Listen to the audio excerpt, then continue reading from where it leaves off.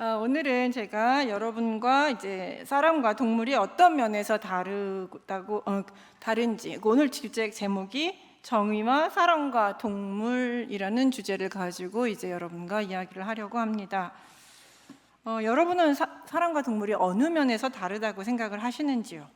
요즘은 강아지나 고양이를 반려동물로 많이 키우고 있기 때문에, 그리고 자녀처럼 돌보시는 분들도 꽤 많기 때문에 동물과 사람이 그다지 다르다라고 생각하지 않는 분들도 이제 점점 많아지는 경향에 있습니다. 심지어 이제 신학 교회 쪽에서는 반려동물에게 세례를 주느냐 마느냐에 대한 논의를 하고 있는 경우도 있고, 미국에 있는 어느 교회는 세례를 주기도 한다고 합니다.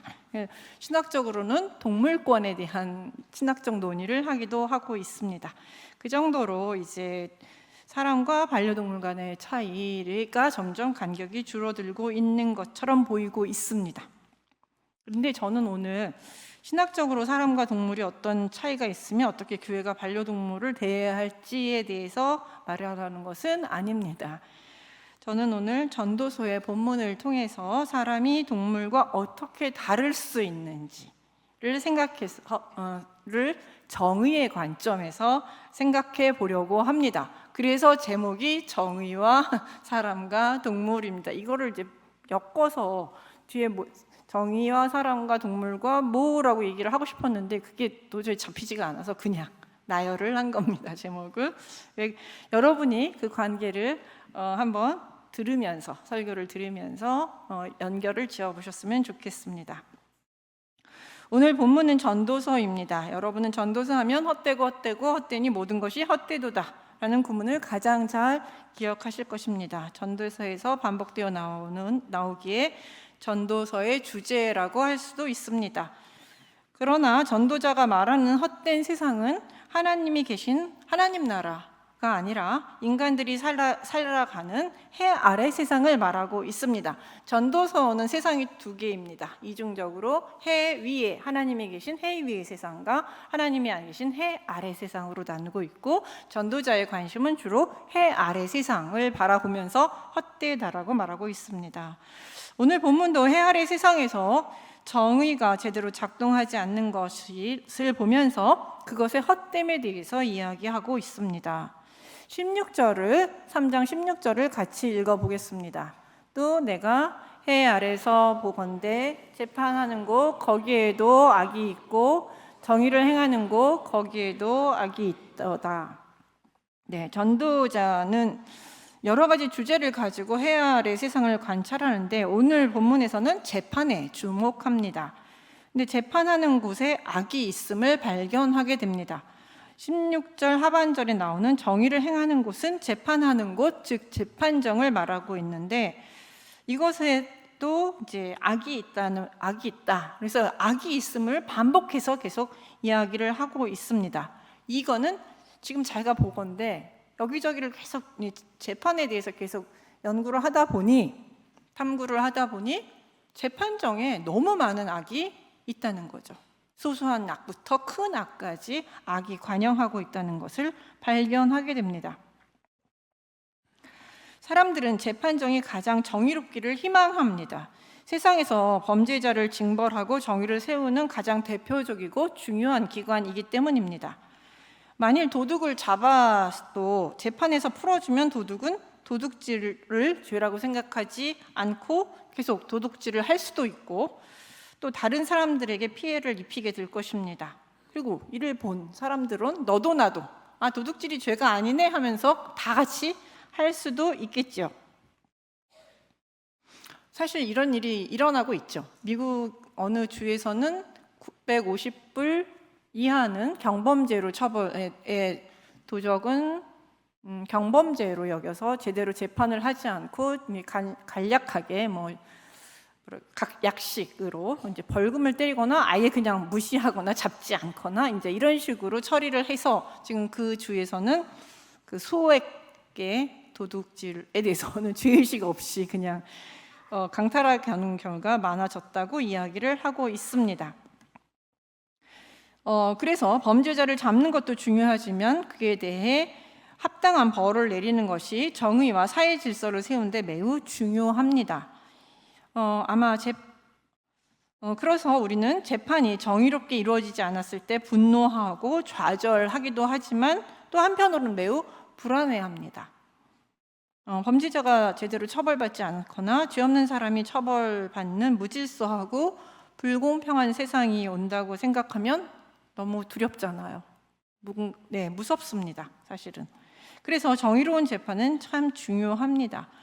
그런데 이런 정의로운 재판의 문제는 지금 시대만의 이슈는 아닙니다. 구약 시대에도 정의로운 재판은 하나님의 정의와 사랑을 이스라엘 나라에 실천하는 중요한 수단이었기 때문에 신명기에서는 공의로운 재판을 하기 위한 여러 가지 법률들이 존재합니다. 율법 자체도 정의와 공의와 하나님의 사랑을 드러내는 특징을 가지고 있지만 이것을 실행에 옮기는, 죄를 주는 그 재판도 정의로워야 한다고 많은 법을 두고 있는 것이죠. 예를 들면 처벌을 받을 때 사적 처벌은 안 됩니다. 심지어 가정 내에 일어난 문제라도 신명기 21장 18절에서 21절에 보면 패역한 자녀가 패역하다라는 것은 지금으로 따지면 폐륜적인 부모를 때린다거나 위해를 가해서 요즘도 많죠. 그런 위해를 가한다거나 욕을 한다거나 아주 도박을 하거나 술을 취해서 부모의 가산을 다 탕진한다거나 여러 가지 이런 행패를 말하고 있습니다. 그런데 이런 행패를 부리는 자녀를 징계하거나 처벌할 때도 재판을 통해서, 그다음에 하는데 공적 재판을 통해서 성읍의 사람들의 증언을 통해서 재판을 하게 됩니다. 고대 사회는 우리가 흔히 알기로 그 가부장인 아버지의 권한이 절대적이라고 생각합니다. 생사열탈권까지 가지고 있다고 생각하기 쉽습니다. 하지만 구약에서는 절대 사적 재판, 아버지가 그 가장이 자신의 아내나 자신의 자녀나 자신의 식구를 함부로 죽이거나 처벌하는 것을 금지하고 있습니다. 그 다음에 또 하나는 이렇게 이제 공적 재판을 되게 중요하게 여기고 있습니다. 또 하나는 재판이 공정하게 이루어지려면 증인이 되게 중요하죠. 그래서 증인을 부를 때도 예전에는 증거보다는 증인이 더 중요했거든요. 그래서 반드시 2명 이상이어야 합니다. 그래서 2명이 동일한 증언을 하면 그건 이제 채택이 되는데, 만약에 둘이 다른 증언을 한다, 그럼 1명을 더 데리고 와요. 더 데리고 와서 그 사람이 증언하는 거에 따라서 이제 이 재판을 결정하게 되는, 판결을 결정하게 됩니다. 그리고 만약에 위증을 하는 경우에는 어떡하느냐? 위증하는 경우에는 심한 위증죄가 되게 심각합니다. 어느 정도냐 하면 내가 위증을 통해서 저 사람을 죽이고 싶었다. 살인을 통한 위증을 통해서 저 사람을 죽이려고 했으면 그 사람은 사형입니다. 내가 위증을 통해서 저 사람의 어떤 직위를 잃게 하고 싶다. 그럼 나의 직위를 잃습니다. 위증으로 밝혀지게 되면 내가 저 사람한테 1억의 재물 손실을 입혔으면 내가 1억을 그 사람한테 배상을 해야 됩니다. 눈에는 눈, 이에는 이, 철저한 배상죄입니다. 우리 지금보다 훨씬 심하죠. 이렇게 위증죄에 대해서 되게 심각하게 다루고 있습니다.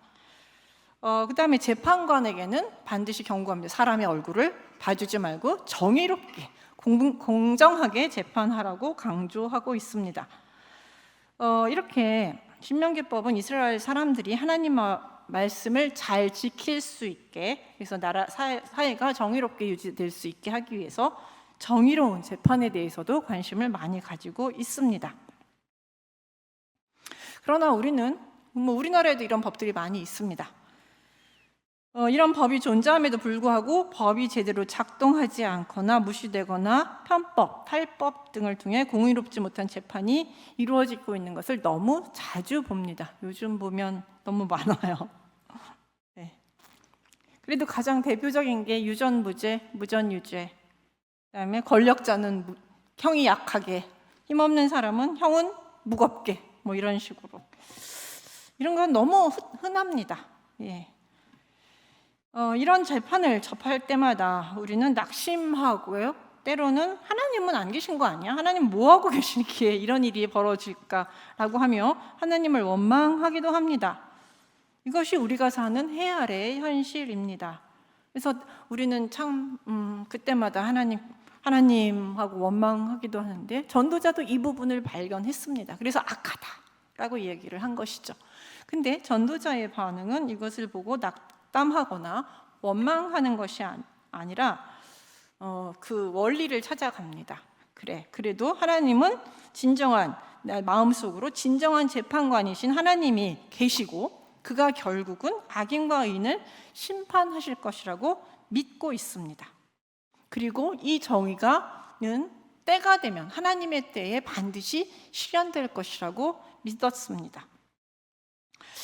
즉 하나님의 정의를 세우시는 날은 반드시 올 것이죠. 하지만 그때는 우리가 기대하는 그 시간이 아닐 수도 있다는 것입니다. 왜냐하면 그것은 하나님의 영역이기 때문이죠. 그게 이제 어디에서 잘 나타나느냐 하면 전도서 3장 1절부터 8절에서 보시면 그 때에 대한 시예요. 거기에 사랑할 때 죽을 때가 있는데 어쨌든 3장 1절을 다 같이 읽어보겠습니다. 범사에 기한이 있고 헌화의 만사가 다 때가 있나니, 이렇게 전도자는 다 때가 있다고 얘기해요. 이 때가 누가 만든 때예요? 하나님의 때예요. 하나님이 날 때와 죽을 때, 우리가 싸맬 때가 있고, 그러니까 어느 거는 하나님이 만드신 때이고 어느 건 시간이 지나가야 되는 것이 있고 여러 가지 때들이 있는데 그 중에 하나가 하나님의 때라는 것이죠. 이렇게 전도자는 하나님의 때에 정의가 실현될 것을 믿었습니다. 그래서 낙담하지 않았습니다. 그러나 또한 우리 전도자는 우리와 마찬가지로 그때가 빨리 오기를 희망했습니다. 죄에 대해서 바로바로 심판이 오면 속이 시원하고 아무도 죄를 짓지 않을 것 같은데 하나님의 정의가 상당히 느릿느릿 오는 것 같습니다. 속 터져요, 보고 있으면. 울분이 나기도 합니다. 답답해요. 그래서 전도자도 생각을 해봅니다. 하나님은 왜 정의를 천천히 실행하실까? 빨리빨리 하시면 좋을 텐데 라는 문제에 부딪혀서 또다시 열심히 생각을 합니다.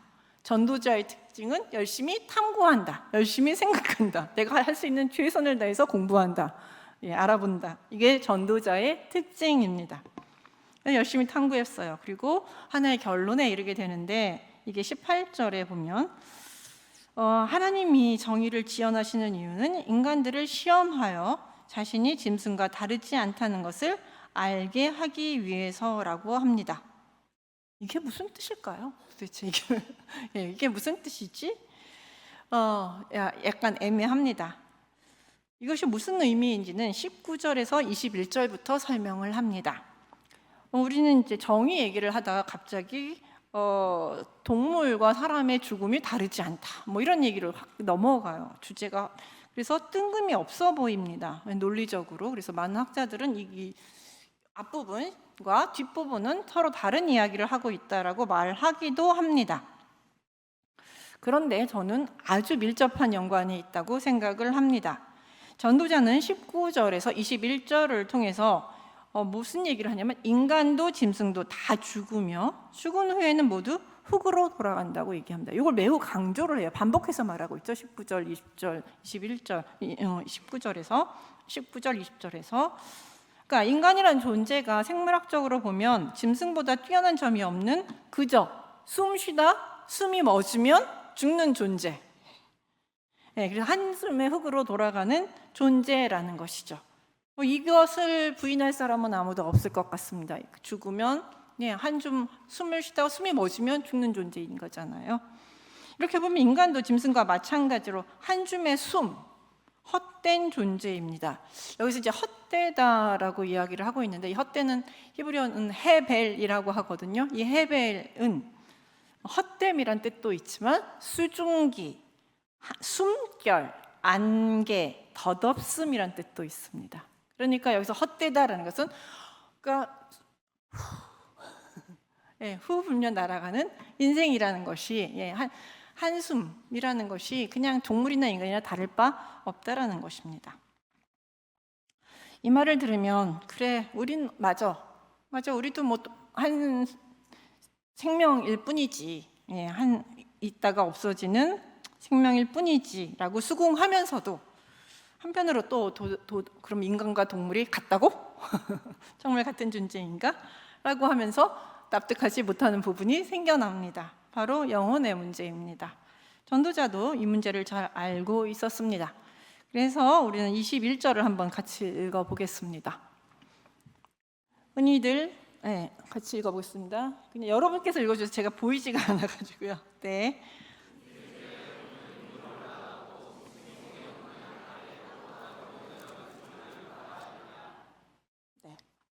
흔히들 인간이 죽으면 인간의 혼은 위로 올라가고 짐승의 혼은 땅 아래로 내려간다며 인간의 존재의 우월성을 이야기합니다. 그 이야기를 한 거예요. 즉 인간은 하나님의 형상을 가진 영적 존재이기 때문에 죽은 후 하나님이 계신 하늘나라에 가지만 동물은 하나님의 형상을 가지고 있지 않기 때문에 땅에 묻히고 끝난다라고 생각한다는 것이죠. 이것은 당시 고대 사람들의 생각이기도 하고 지금도 여전히 이렇게 생각을 하고 있습니다. 아직까지도 영혼의 존재 유무로 인간과 동물의 차이를 이야기하고 있죠. 그런데 전도자는 이런 일반적인 생각에 대해 뭐라고 얘기하냐면 뒤에 뭐라고 꼬리표를 달면 누가 알냐? 라는 이야기를 합니다. 그렇게 진짜 당신이 알아? 죽어봤어? 누가 알 수 있냐는 거죠. 정말 누가 알 수 있을까요? 이런 전도자의 말은 상당히 시니컬하게 들리고 마치 영혼의 존재를 부인하는 것처럼 보이기도 합니다. 하지만 전도자의 말은 인간에게 영혼이 있다는 것을 부인하는 것은 아닙니다. 그는 죽음 이후의 세상은 우리가 알지 못하는 영역이니 우리는 지금 우리가 살고 있는 해 아래 세상에 대해서 관심을 갖고 이야기해보자라고 말하는 것입니다. 그 뒤는 그래, 인간과 동물이 다르다고, 인간은 혼이 올라가고 짐승은 땅 아래에서 산다니까 인간과 짐승이 다르다고 말하는데 그건 잘 모르겠고 죽어봐야 아는 문제고 현재 이 세상에서 인간과 동물이 어떻게 다른 것인지 우리 그것 좀 한번 이야기해 봅시다 라는 것이죠. 근데 이렇게 얘기하고 끝납니다. 그러고 나서 22절로 넘어가죠. 이걸 딱 보면 우리는 근데 근데 이게 뭔데 그래요? 뭐 어쩌라고 무슨 말을 하고 싶었던 건데 정말로 그러면서 우리는 전도서 말을 이해하지 못하게 됩니다. 근데 이 그리면서 그리고 또한 전도자는 정의가 늦게 이루어지는 것이 사람을 시험하기 위한 것이라고 말하다가 갑자기 사람과 동물이 무슨 차이가 있냐고 말합니다. 이렇게 전도자가 사람과 동물을 비교하는 것은 만일 인간이 영혼을 가지고 이 이야기를 한 이유는 만일 인간이 영혼을 가진 존재라면 그리고 하나님의 형상을 가진 영적 존재라면 무엇이 옳은지 그른지 어떤 것이 정의이고 어떤 것이 부정의인지 구별하는 분별력을 가져야 된다는 것입니다. 죽음 이후의 세상은 모르겠지만 현재 이 세상에서 우리가 인간이라면 영혼을 가지고 있는 존재라면 짐승과 다르다면 우리는 분별력을 가져야 된다는 것이죠. 선과 악을 제대로 구별하지 못하는 것은 동물과 다를 바 없다는 것입니다. 동물은 타고난 본능대로 삽니다. 그게 그의 몫이에요. 하나님이 그에게 주신 몫입니다. 그래서 무엇이 정의인지 부정의인지 선하고인지 악한지 판단할 필요가 없습니다. 물론 이제 주인이 가르쳐서 이제 얘가 이건 하라 하지 말라 이런 걸 교육시키면 이제 강아지나 고양이가 하기도 합니다. 그러나 야생에 사는 동물들은 전혀 그렇지 않습니다. 하지만 인간은 옳고 그름, 선과 악을 분별하고 분별한 대로 행하면서 살아야 합니다. 즉 하나님의 뜻을 따라 정의를 행하기 위해서 애쓰면서 살아야 한다는 것이죠. 즉 전도자가 인간이 동물보다 나은 하나님의 형상을 가진 존재라면 정의의 실현을 통해서 증명하라는 것입니다. 또 정말 달라? 다르면 증명해봐. 뭘로? 정의를 실현하는 것으로. 하나님의 말씀을 따라 정의를 실천하고 살면 사람이고 그렇지 않으면 동물과 다를 바가 없는 존재라고 말하는 것입니다. 되게 세죠, 말이. 정의는 사실 인간 사회 질서를 세우기 위한 것입니다. 인간 사회에 존재하는 것입니다. 하나님께서 이스라엘을 애굽에서 불러내시고 시내산에서 언약을 세우시며 하나님의 율법을 주신 이유는 질서 있고 정의로운 하나님의 백성을 만들고 하나님의 나라를 만들기 위해서입니다. 율법이 없고 정의가 이루어지지 않는다면 인간 사회도 동물의 사회와 그렇게 다를 바 없습니다. 동물의 세계는 두 가지가 있죠.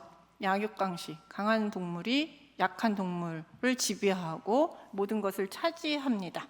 그리고 약한 짐승은 살아남을 수가 없습니다. 요즘 길고양이들 많이 유튜브에 키우는 것들 많이 나오는데 양줍해서 근데 그 양줍의 대상이 주로 뭐냐면 약한 고양이죠. 어미 고양이가 새끼를 낳는데 새끼 중에서 튼튼한 거는 자기가 데려가서 키우는데 병들었거나 약하면 얘는 도저히 살아남을 것 같지 않다 그러면 버려요, 엄마가. 그러면 어미 고양이가 버리면 양줍 대상이 바로 그 약한 고양이들입니다. 그럼 이제 인간이 데려다가 사람이 눈에 발견되면 사람이 데려다가 키우면서 이제 이런 저런 이야기들을 유튜브를 통해서 보여주고 있습니다. 이게 그들의 사는 방식이에요. 강자만이 살아남는 것. 이게 자연 법칙입니다. 그렇지만 신명기, 하나님의 율법은 다릅니다. 고아와 과부와 객이나 약자 등에 대한 배려 구문들이 상당히 많이 나타납니다. 그리고 이들을 배려해야 하는 것, 약자의 소리를 들어야 하는 것이 그들의 의무라고 얘기를 합니다. 그래서 반드시 챙겨야 한다고 하나님께서는 여러 구절에서, 그래서 농사 짓고도 추수할 때도 좀 가난한 자를 위해서 남겨야 하고, 가난한 자의 외투는 내가 저당 잡았으면 저녁 때 반드시 돌려줘야 되고, 맷돌짝도 돌려줘야 되고, 저당 잡지 말라는 얘기죠. 매 3년 11조는 가난한 자를 위한 것이고, 이런 식으로 가난한 자에 대한 배려를 끊임없이 얘기하고 있습니다. 이게 인간 세상의 정의입니다. 강자만이 살아남는 것이 아니라 약자도 함께 살 수 있게 하는 것, 그것이 인간 세상의 정의입니다. 동물 세상은 힘센 사람이 약자를 다 물어뜯 죽여도, 자기 새끼까지 물어뜯어 죽여도 약자들은 꼼짝 못하고 너 정의롭지 못하다고 이야기할 순 없습니다. 하지만 인간 세상에는 하나님께서 법을 통해서, 율법을 통해서 권력자의 힘을 견제하고 약자를 보호하는 정의를 시행할 수 있게 하셨고, 그렇게 하라고 말씀하셨습니다. 이렇게 하나님의 형상을 가진 인간은 하나님의 명령을 따라 정의롭게 살아야 하는 것입니다. 이것이 짐승과 인간의 다른 점입니다. 이런 관점 속에서 전도자는 하나님의 심판을 지연하여 인간에게 시간 주시는 이유는 자신의 잘못을 깨닫고 회개하거나 부정의를 바로 잡을 수 있는 기회를 주시기 위함이라고 말합니다. 18절에서 하나님이 그들을 시험하신다는 말은 시험하신다라고 말씀하셔요. 때가 있지만 18절 같이 한번 읽어볼까요? 여러분 여기는 나오지 않을 것 같긴 한데 제가 갑자기 보여드리는 거라서. 내가 내 마음속으로 이르기를 인생들이 일에 대하여 하나님이 그들을 시험하시나니 그들이 자기가 짐승과 다름이 없는 줄을 깨닫게 하려 하심이나 하였노라.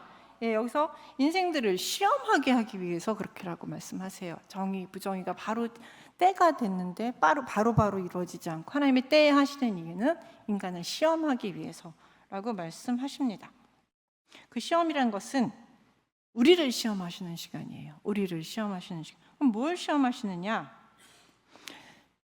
자신의 잘못을 깨닫고 바로 잡을 수 있는 시간을 주신다는 것이죠. 내가 잘못했을 때 내가 이걸 잘못했구나라는 것을 깨닫고 회개하면, 그래서 바로 잡으면 그 시간을 주신다는 것이죠. 그리고 그렇게 회개하고 돌이키면 그는 인간다운 존재이지만 주어진 시간에 깨닫지 못하고 계속 죄에 머물러 있으면 그는 짐승과 다를 바 없는 존재라는 것입니다. 주위에서 아무리 잘못이라고 얘기를 해도 그 잘못에서 돌이키지 않으면 참 짐승과 다를 바 없다라고 말하는 것이죠. 너무나도 예리하고 통렬한 비판이 아닐 수 없습니다. 이렇게 전도자는 하나님에 대한 뛰어난 통찰력을 가지고 있습니다. 사실 하나님은 정말 심판을 기뻐하시는 분이 아닙니다. 하나님이 심판이 더딘 이유는 심판을 기뻐하시지 않기 때문이에요. 하나님은 사랑의 하나님이시기 때문에 우리가 범죄하였더라도 항상 회개할 시간을 주세요. 바로 죄지었다고 바로 죽여버리면 아니 바로 심판하시면 회개할 시간이 없잖아요. 그래서 우리에게 그 시간을 주시는 것이죠. 그래서 우리 스스로 죄를 깨닫고 자복하고 회개하기를 원하십니다. 그래서 하나님께 돌아오시기를 원하시는 것이 진짜 하나님의 마음입니다. 이거는 창세기 3장 8절 9절에서 아담과 하와가 선악과를 먹고 하나님 앞에 숨었을 때 아담아 어딨느냐 하고 물으셨죠. 몰라서 물으신 게 아니죠. 그 소리를 하는 소리를 듣고 내가 잘못했구나, 하나님 잘못했습니다 라고 회개하기를 바라셨기 때문에 물으신 거죠. 범죄한 이스라엘에 그렇게 많은 선지자를 보내서 야 너 이렇게 잘못했으니까 돌아와라 하신 말씀도 뭐예요? 바로 죽이면 되는데 그렇게 심판하지 않으시고 시간을 주셨잖아요. 선지자를 통해서. 이유는 하나입니다. 하나님 백성으로 다시 돌아오게 하기 위해서. 내 백성이잖아요. 내 사랑하는 자식이잖아요. 이게 이제 가장 극단적으로 보여주는 게 어디냐면 열왕기상 21장 27절에서 29절에서 보면은 이 얘기는 뭐냐면 아합이 나봇의 포도원 갖고 싶어가지고 갖고 싶어서 결국 이제 부정한 아주 정의롭지 못한 재판을 통해서 나봇을 죽이고 그 포도원을 갖게 되는 그 사건입니다. 그 사건이 있으니까 하나님께서 바로 엘리야를 보내서 나봇이 죽음을 이제 아합의 죽음을 선포합니다.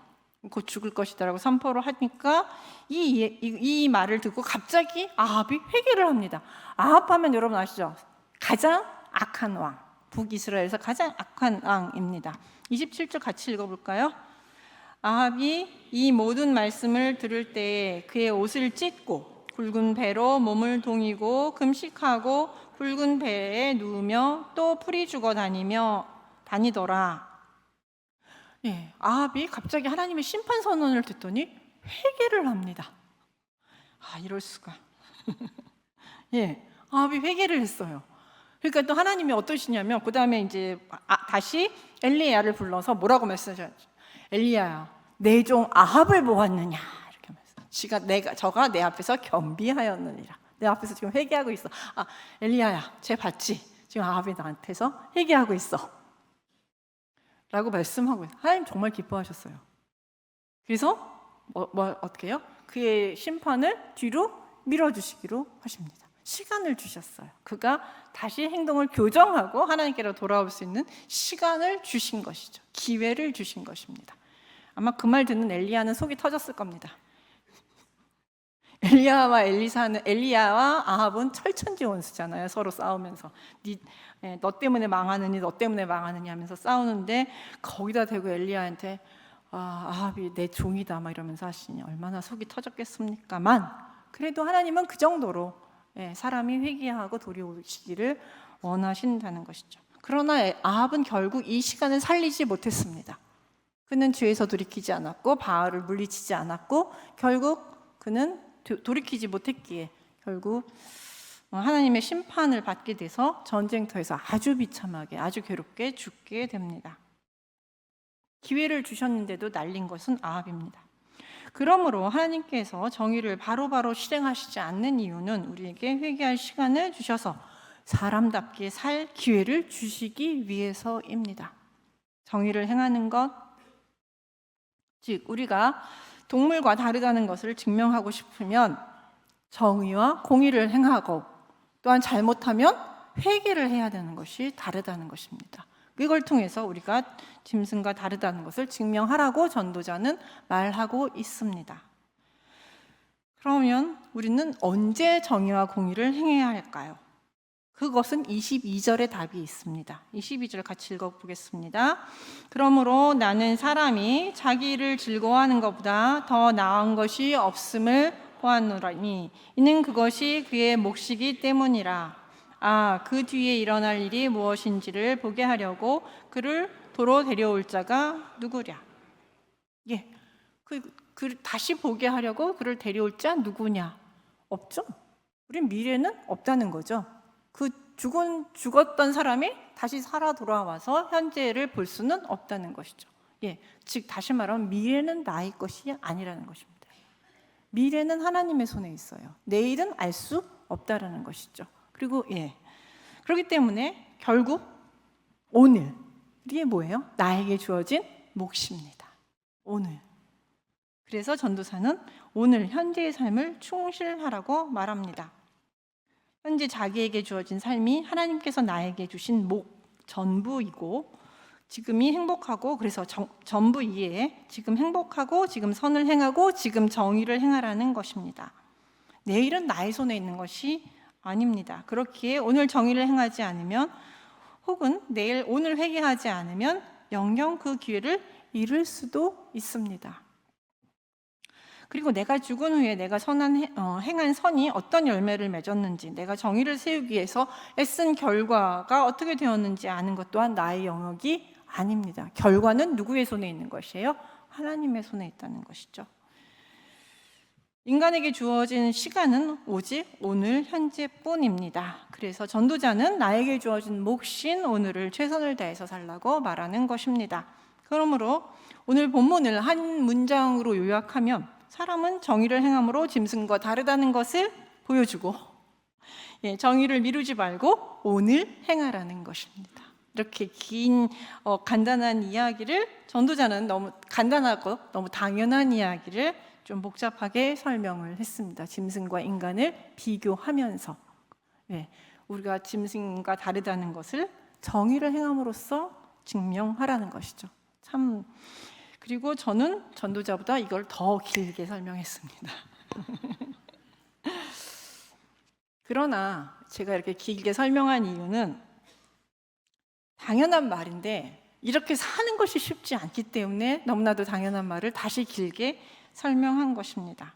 우리는 내일 나에게 주어질 불이익이나 손해를 걱정하며 오늘 옳은 일 하는 것 혹은 하나님의 말씀대로 사는 것을 주저합니다.